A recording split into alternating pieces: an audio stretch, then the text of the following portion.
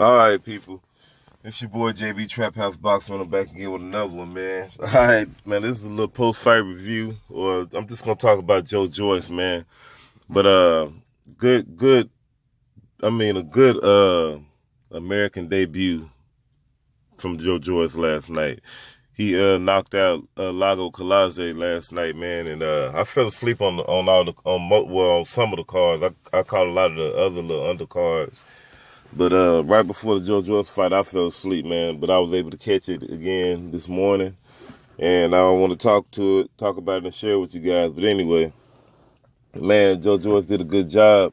And I'm gonna tell you something, man. Joyce is so goddamn heavy-handed, man. It's ridiculous, man.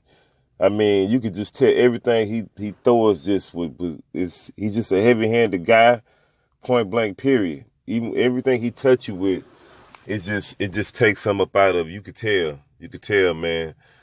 I mean, every time he would hit Kiladze, man, Kiladze be looking like be looking like the drunken monkey in there. You know what I mean? It's just like it just snatches his soul every time he touches him. And even when he throwing his jab, you could just see the wolf and hear the wolf on it, man. It's like he's swinging a log every time he punch. Joyce, I'm talking about, and just you could just see it, man. And he's not the speediest guy or anything like that, But you standing up, if you got if you got that chin on the gun line, man, he could put you out of there. It could be a bad deal for you if you got that chin on the gun line, man. You cannot have that chin on the chopping block, especially in exchanges. And that's the thing with Joyce, though. Joyce, he'll have his chin on the chopping block, when it's exchange time. He moves his head, but when he letting his hands go, he ain't moving his head that often. But Joyce did a beautiful job of cutting the ring off, man. I mean, a beautiful job of cutting the ring off, real quick on his feet.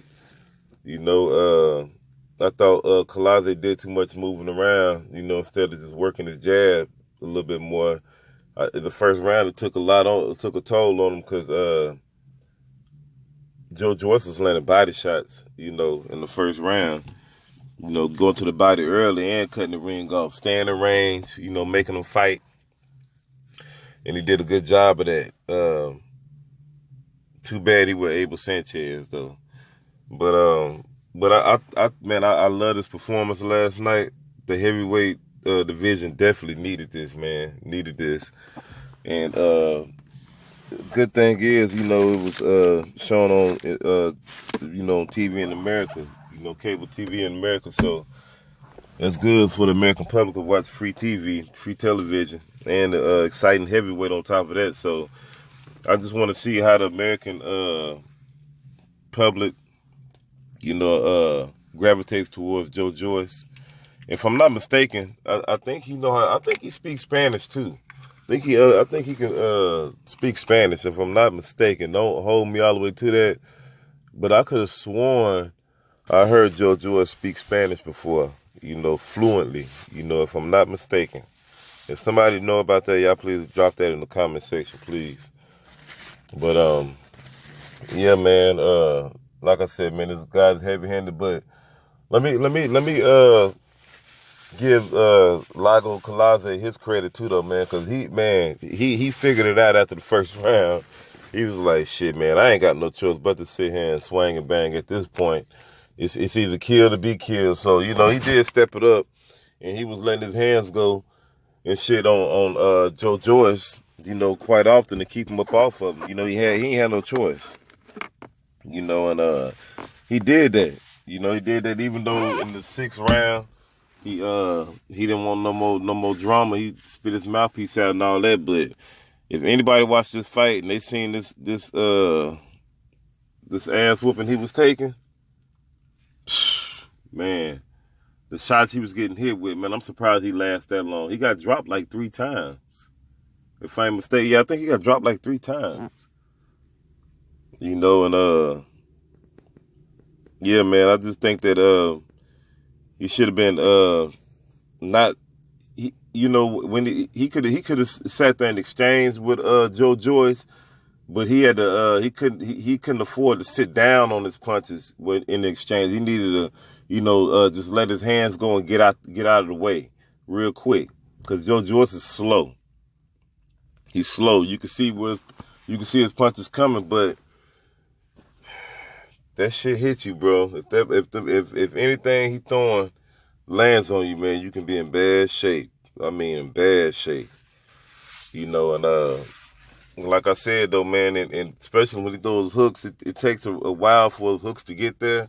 So if you're a straight puncher, if you like to throw straight shots, Joe Joyce can negate Joe Joyce real good with some of that wild looping shit.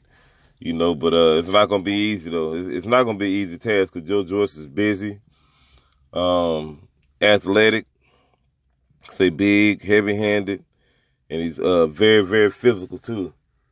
Awkward. I talked about this guy a few times a while back, man. But I'm glad that he's gonna be. I believe he's gonna be fighting over here quite often.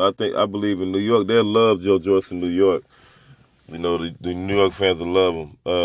If I'm not mistaken, he's supposed to be fighting on the Gerald Washington undercard or something like that. So I'm seeing all this stuff. They fast tracking him. They got to, because he's in his 30s, and he got to get these big fights as soon as possible. He don't got much time. But he got a lot of amateur and Olympic experience, background pedigree. So it is what it is. But y'all let me know what y'all think. Joe Joyce, I thought he did a good job. And salute to Joe Joyce for the 6-round knockout. It's your boy JB Trap House Boxing. What you waiting on? Subscribe.